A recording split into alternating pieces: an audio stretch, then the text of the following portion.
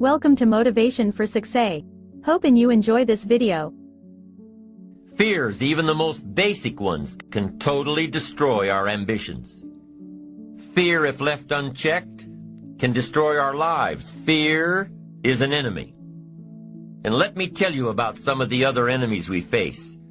One of the enemies that you've got to destroy before it destroys you is indifference. What a tragic disease this is. Ho-hum, let it slide. Drifting away from your ambitions.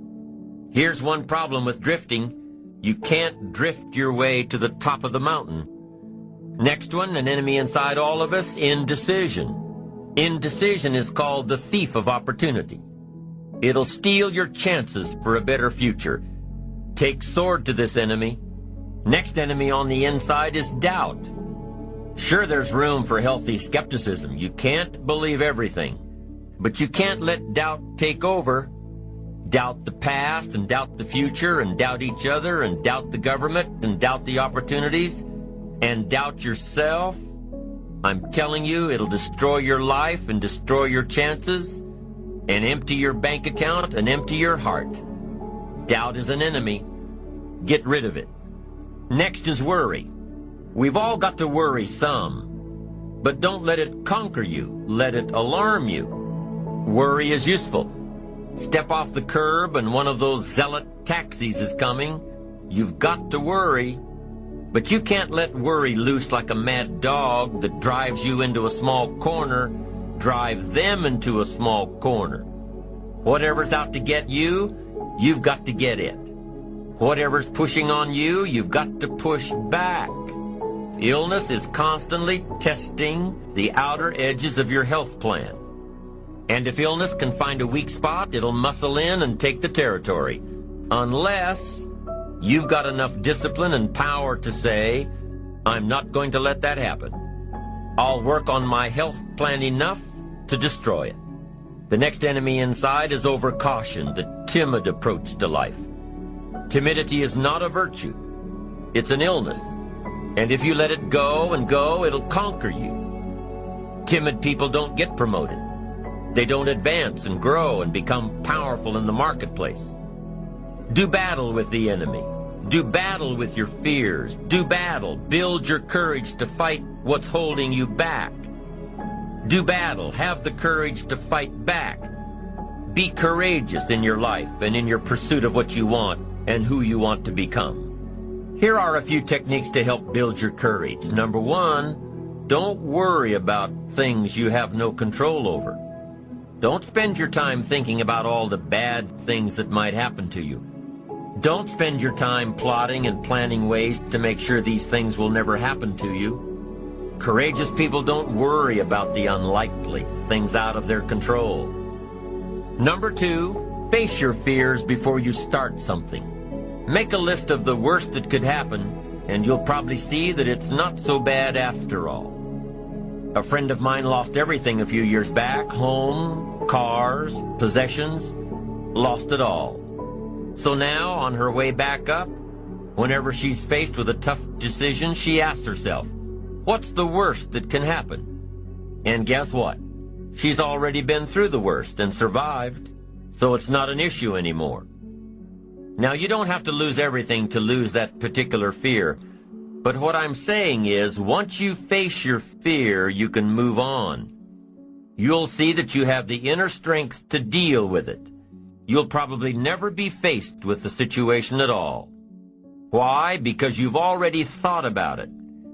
And by contemplating what might happen, you'll chart your course to make sure that it doesn't.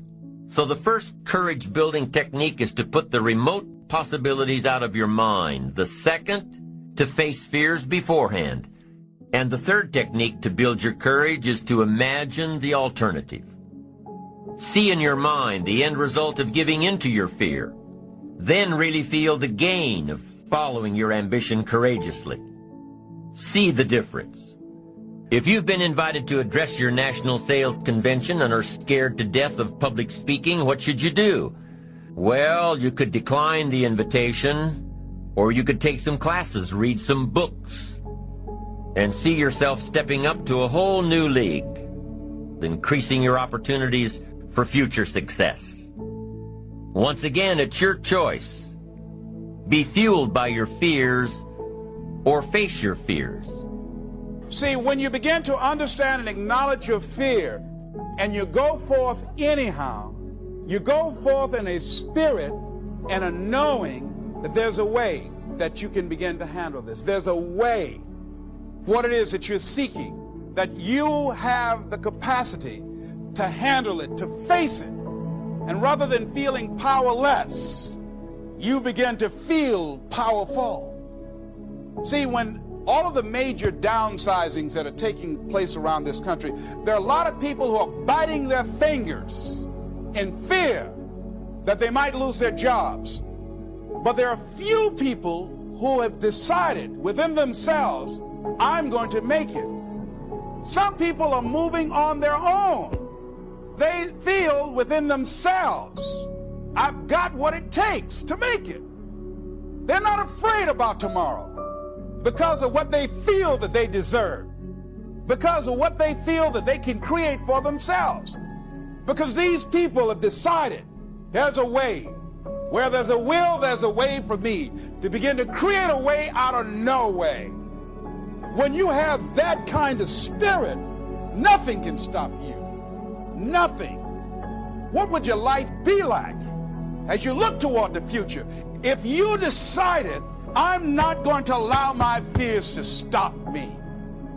What would your future be like if you decided to want that which you desire so strongly that it prepares you past your fears? As the one book says, feel the fear and do it anyway. What would your life be like? And I'm saying to you that all of us who have been entombed by fear have the capacity to resurrect ourselves. It's not easy. Can I do it? Yes. What's one?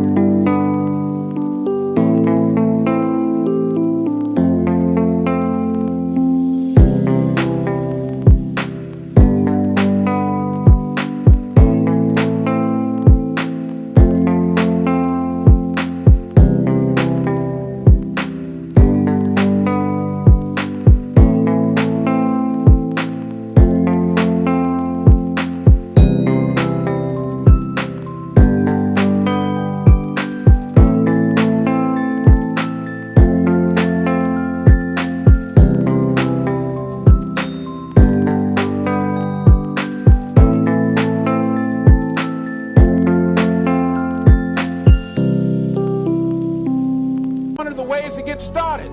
Some of us need somebody to hold our hands. Sometimes we need somebody to help us out. Be willing to say, I don't know. Be willing to reach out. Be willing to get some assistance. I think it was Joe Frazier who said this one. He says, all of us are like the blind man at some point in our lives standing on the corner waiting for somebody to lead us across. So all of us at some point in our lives need some help, need someone to reach out to us. All of us at some point of our lives, we need that kind of help. Because we grow from the people we have in our lives that can enrich our lives professionally, spiritually, and all the dimensions of our lives. We don't grow in a vacuum.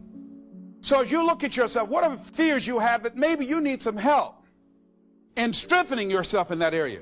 As you assess your strengths and your weaknesses and your passions and your dreams and your goals and the things that you want, if you decide to experience all of your true potential, as you decide to manifest all of your greatness, as you decide, wait a minute, what else is available to me out here if I decided to experience the fear of rejection, the fear of no, the fear of failure? What else is available?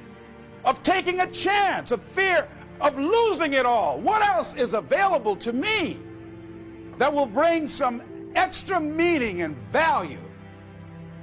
The fear of people not liking me. You know how many people do things they don't want to do because they want everybody to like them? Excuse me, special announcement. Everybody's not going to like you. It's just not that kind of world. But you know, there are a lot of people who won't take positions on issues, who won't speak up for themselves because they don't want to make anybody mad. Bill Cosby, he said, I don't know what the secret of success is, he said, but here's what I know what the secret of failure is.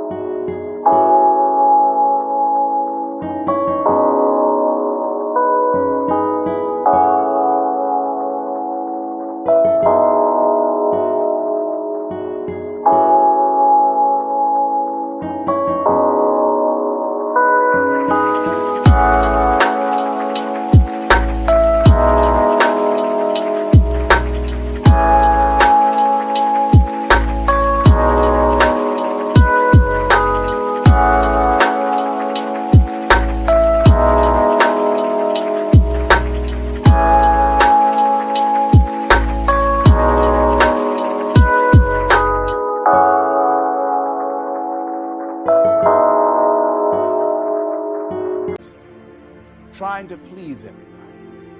You can't please everybody. But there are people who have the fear of rocking the boat. Life is too short for that.